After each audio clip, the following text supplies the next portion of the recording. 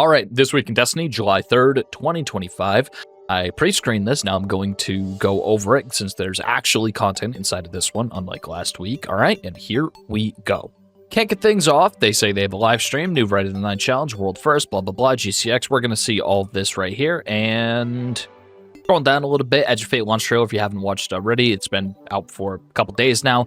And they're covering what they went over in the live stream, this being the portal. I already made a video on how I feel about the portal. I do not like it. I wish they would bring back the directory, at least make the directory better instead of doing a portal. But you know what? Sure, the portal is the future. I can whine about it all I want, but nothing I can do is going to fix it. Now, this is the actual live stream if you haven't seen it, and the Right of the Nine final update, currently prophecy feature with increased rewards. You can actually buy those nonary engrams, which are just a quote-unquote hyper-curated version of bright engrams. There doesn't appear to be any duplicate protection on it, so items you have in there that you might have already earned, you can get a second time, have earned, I believe 2 duplicate emotes so far. I don't know if the same is true for things like sparrows or the ghost shells or the weapon ornaments, but it is free. And it's free bright engrams with, a reasonable amount of good cosmetics. And next week, July 8th to July 15th, the quote-unquote Ludapalooza. Essentially, if you're going to grind out, play next week, the week before the DLC launches. Now, new challenge appears Right of the Nine from July 4th, complete Prophecy on Eternity mode, speed run. And then on July 11th to 13th, complete Spire the Watcher as fast as you can, solo duo with 4 fire team, and you can win prizes such as silver, 1 of 9 exclusive Star Horse-inspired headphone holders, and a premium Right of the Nine themed PC unit created by Overkill. I think this is really funny. these are just really funny to me.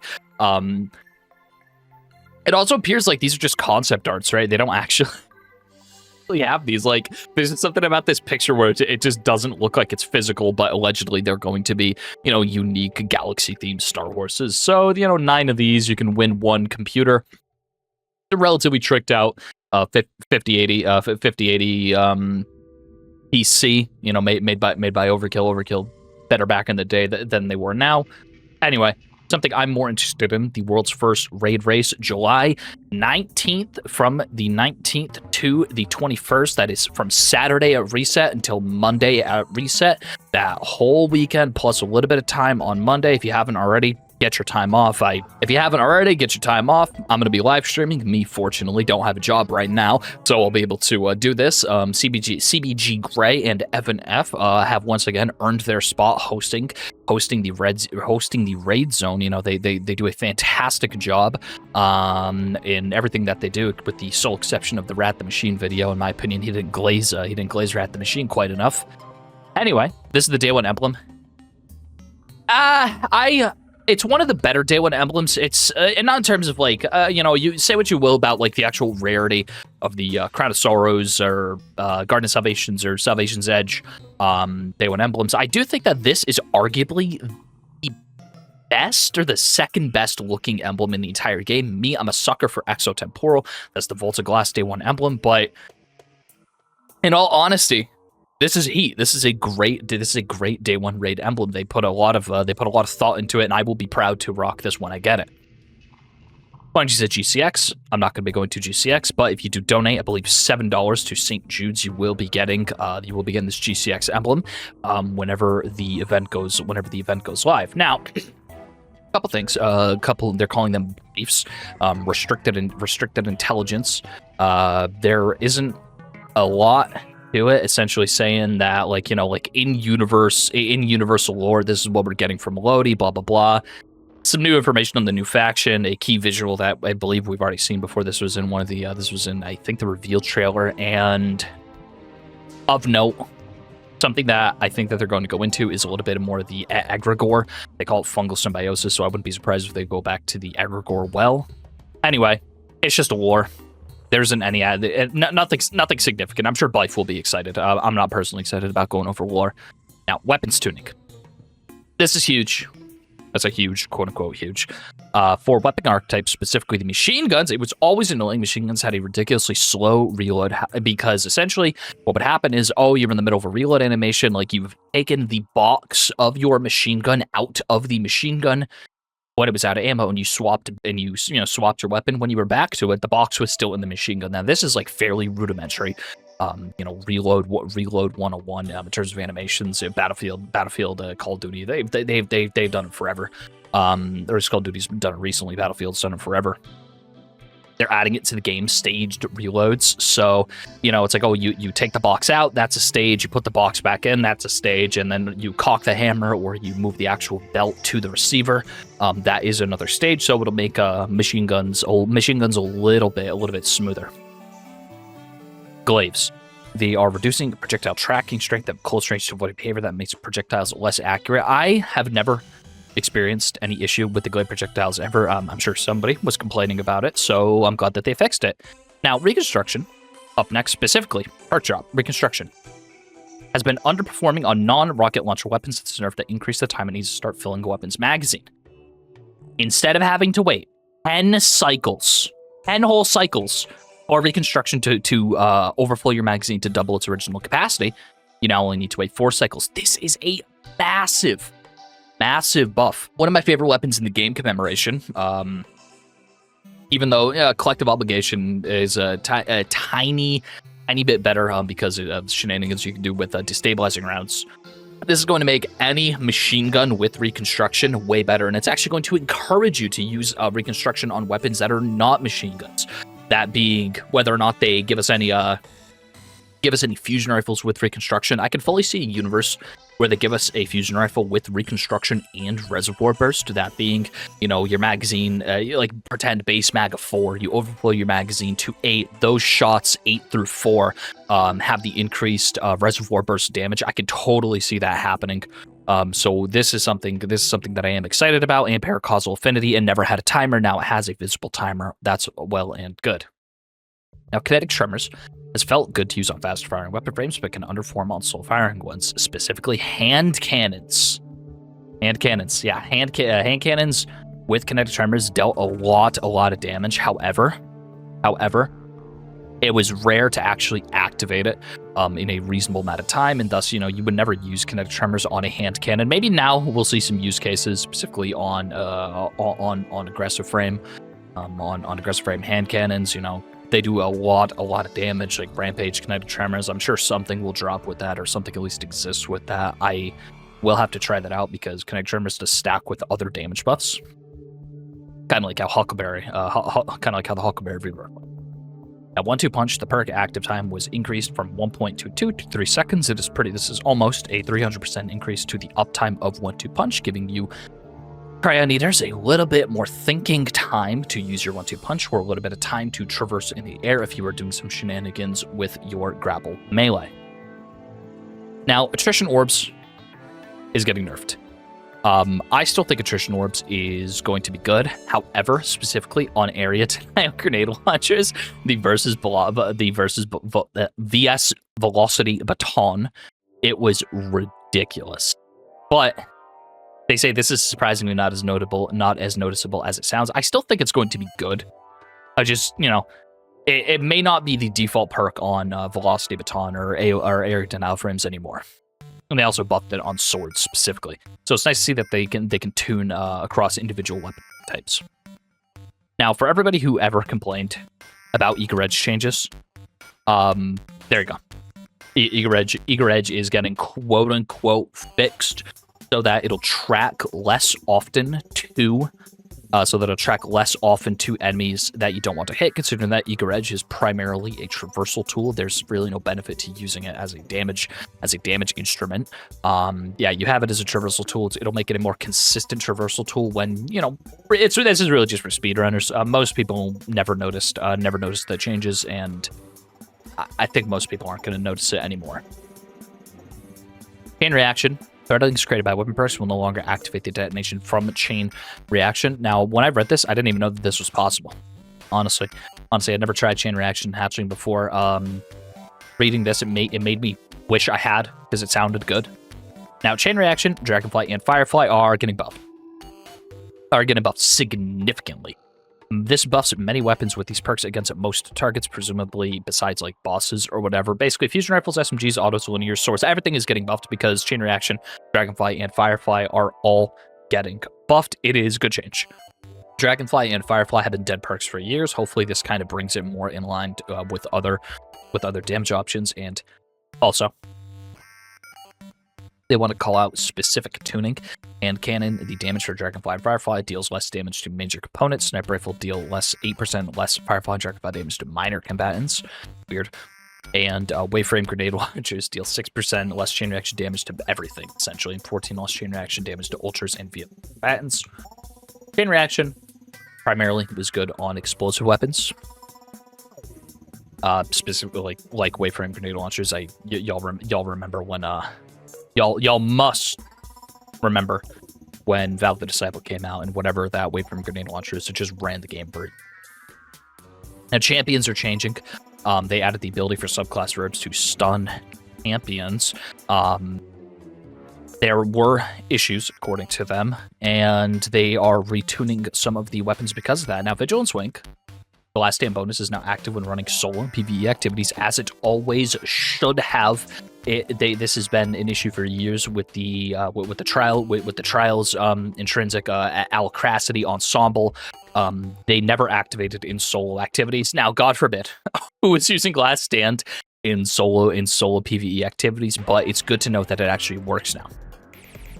Hierarchy of Needs is the clear winner out of all of this.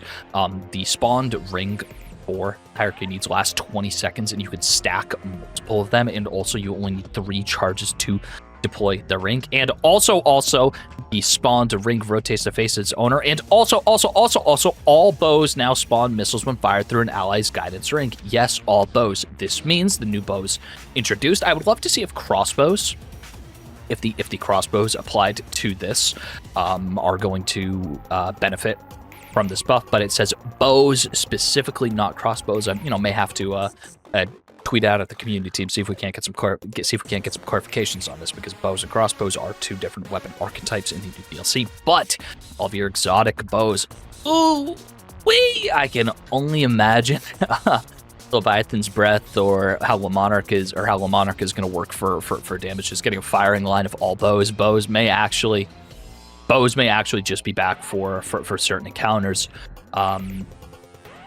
The one I can think of is the I can't remember her name, but it's the witch before Oryx, or Crota rather. The witch before Crota. I feel like that may be interesting because the crit modifier, because the damage multiplier for critical hits, rather than using explosives or queen breakers. You may be able to use bows now. Anyway, Hierarchy of Needs is the biggest winner. If you haven't gotten the catalyst, get it already. DMT. Each stack of Cranial Spike now provides an additional 3.4 damage versus combatants, max 17% at 5 stacks, and also reloads 1 round. So, 17% damage, max at 5 stacks. You just hold down your shoot button with your full auto against a boss with a big crit spot or some champions. You can just infinitely just shoot them. You can just shoot them. I love the idea of this. We'll see if it's going to be strong. We'll see if it's going to be strong. But this is primarily a PvE change. However, it does, also apply to Crucible. Duality as well. Added a secondary activator for On Black Wings, which gives the buff when landing most of your pellets on targets. Duality has always been a good, a reliable shock, and its biggest downside was, the fact that it was exotic, and its exotic perk wasn't the best in the world because it wasn't consistent. But most of the pellets, whether that be like 12 or 15 or whatever, secondary activator. Now the Navigator is getting buffed because of Woven Mail. Whenever you have Woven Mail from the Navigator or with the Navigator, you get 25% damage in PvE, 5% in PvP, and also increase your ammo generation stat. Ammo generation is the new replacement for ammo finders in the DLC. Now Wicked Implement. They've taken it from a aggressive to a rapid fire, which is kind of crazy. It's intrinsically anti-overload. Its magazine is increased size to 20 and now takes 1 additional hit to start slowing and freeze for the accounting of its faster fire rate. I feel like the fact that it is now intrinsically anti-overload means that Wicked Implement is kind of like it does everything. It does so much. It does it does the shatter effect for the Unstoppables, obviously intrinsic overload, and it has native anti-barrier because you can kinda cancel out the effect of the barrier champions by resetting its internal timer by freezing it. So I feel like Wicked Implement is going to be crazy good. Crazy good in the new season. Heart Shadow, give him a little bit of love. Mainly reducing the cost of the heavy attack to 3 from 4, and added defeats while Shot in the Dark is active makes you invisible once more, making it so that you can chain your invises more effectively. This was kind of a gimmick strategy for Void Hunters, was to use Heart Shadow, but I do not think this is going to be enough to nudge it in the direction to get people to use use Heart Shadow. Worldline Zero, I think this is actually the first change that that Worldline Zero has had since, like, oh man, when was it? It was when Eager Edge was added, the 30th anniversary. I believe this is the first change is gone, which is good. Remove the ability to chain 2 blink attacks back to back, so they aren't nerfing it, but they're giving it a new effect. Defeating a target with Tesseract allows you to Tesseract again for a short duration. So they fixed a bug, but also made it so that you can just natively do it if you kill a target. And the extra blinks cost less ammo, consume less guard energy, and also increases the lunge distance of heavy Tesseract by 3 meters. Awesome. Nobody's going to use this. Devil's Ruin! We've been waiting for this forever. Removed fire and release behavior. It was always an annoying quality of life thing. Beam is now behind a special reload. It's going to make it a little bit less easy to use because you actually have to prepare for it. But Devil's Ruin will now behave as a sidearm, and it'll also behave as a specific weapon in and of itself. It was a real quality of life thing that these are going to fix. Because Solar kills the weapon, like fire sprites, picking up a fire sprite enables special reloads. You can't do it natively. And the beam applies Scorch on hit and ignites on kills. Magazine increased to 20 and now intrinsically anti-unstop. I believe before only the beam was anti-unstop, but now the actual sidearm itself is just anti-unstop period, which is good. Now, moving on to Tommy's matchbook. This is the thing I am most excited about besides Hierarchy of Needs because of this one word. Catalyst. Removed improved health regen. Now, final blows while ignition trigger is active grant cure ×1 to the user. The Scorch on hit effect of the catalyst is unchanged. And also, hipfire self-damage decreased to 50%, less damage than ADS self-damage, which was previously 33% less damage. So it's better off to hipfire this thing. We've known hipfire was good in Tommy's matchbook. It was kind of running Crucible for a little bit when Radiant Dance Machines got reworked. And they made the visuals a little bit better. There's a unique burning screen effect, and the HUD appears as a bar, so you will be able to see it rather than, just look at the sights and guess, which is good. These are all good changes, but Catalyst video coming up. Yep, I get to continue my gimmick for another season. Winter Bite. Reduced enhanced melee damage with ammo to 20%, down from 50%. We knew that Winter Bite was going to be good. However, they nerfed it before we can actually use it. Preemptive nerfs. I always hate preemptive nerfs. However, I feel if they launched Winter Bite in the state, we wouldn't have gotten it changed for like 2 whole months. So maybe internally they know that this thing is going to be crazy and they have to fix it. Now, separate from all the rebalancing, they added a bunch of quote unquote. They added a couple intrinsic anti-champions, anti-unstop to Queensbreaker, Salvation's Grip, and Dragon's Breath. Minor spelling error. It's not Queensbreaker. It's Queensbreaker's Bow. Let me just fact check myself real quick. So I was wrong. It is the Queensbreaker, not Queensbreaker's Bow. Salvation's Grip, Dragon's Breath, all anti-unstop. Anti-overload is given to Tractor, Darcy, and Two-Tail Fox. Two-Tail Fox is a weird one. It is a little bit of a weird one. Now, Conditional Finality gets anti-overload or anti-unstoppable, depending on which element is active. I don't think that they actually needed to do this, because whenever shotgun mods are available, it's nice to be able to pick and choose which type of anti-verb you have, but it already natively had the solar detonation and the stasis freeze, so you were able to overload, unstop, and technically barrier. But now we are getting to be consistently anti-overload via the pellet, not via the effect, and anti-unstop via the pellet, not via the effect. Now, the biggest middle finger of this all, regarding to PvP players, they haven't tested it. They basically said they're going to wait. They're going to wait. So Crucible's going to be a mess, as it always has. Not to say that they don't care, but they're playing it safe. However, safe isn't good enough anymore. They should just do stuff. That is my opinion. It's not humble. They should just do stuff. Not to get my words mixed up real quick, power will work as it traditionally did when playing up to the previous soft cap. So it's going to feel the same, except the numbers are just going to look different on the screen. Seasonal power bonus will live right on your weapons and armor instead of the seasonal artifact for increased visibility. And by overcoming harder challenges in PvE or by challenge yourself, you can earn gear with greater amounts of seasonal power bonus that will increase your level beyond the power cap. So essentially, this is a feedback loop that involves you going into those tier 5, those high-end activities, playing to get gear that exceeds the regular power cap. This encourages grinding, encourages you to use new gear. I think that this is an amazing change and isn't a weekly login, get your Pinnacles log out simulator until you hit the cap, and then you can, from day one, you can go into any of the activities you want, as long as, they're actually live. Some of the stuff like the ultimate level Nightfalls, those aren't going to be available for a little bit. But you can earn everything. And there are no longer any weekly limits on how much progress you can turn from meter. So yeah, like I said, just to reiterate, there are no limits. Like, there's no more pin drops. A look at the last Thursday pulse rifle. I like the new models.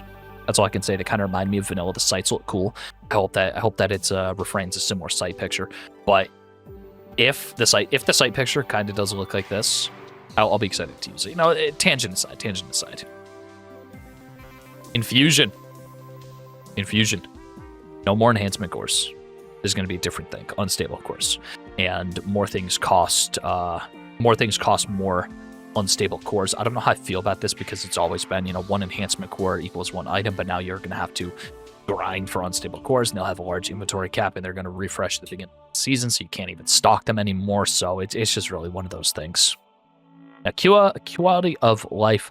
Count-wide power aggression and fire team powder will be sticking around as well, so your progress can carry over to all of your characters. It was always annoying. Having to level on multiple characters, and I'm glad they're keeping it. Just confirmation. I saw no reason why they would actually get rid of it, but it is nice to know that they're keeping it. Moving on for the actual economy. The actual economy for the updates. Core game modes will be primary source of Glimmer, Strange materials, blah, blah, blah. Everything is going to evolve. Everything is going to change. The economy in a year is going to look different than it's going to look now, so it's almost irrelevant. Now, for Armor Masterworking, I'm not going to go down each individual column. Read the TWID if you want to. It'll be comment section, or the description down below, rather, in the comment section.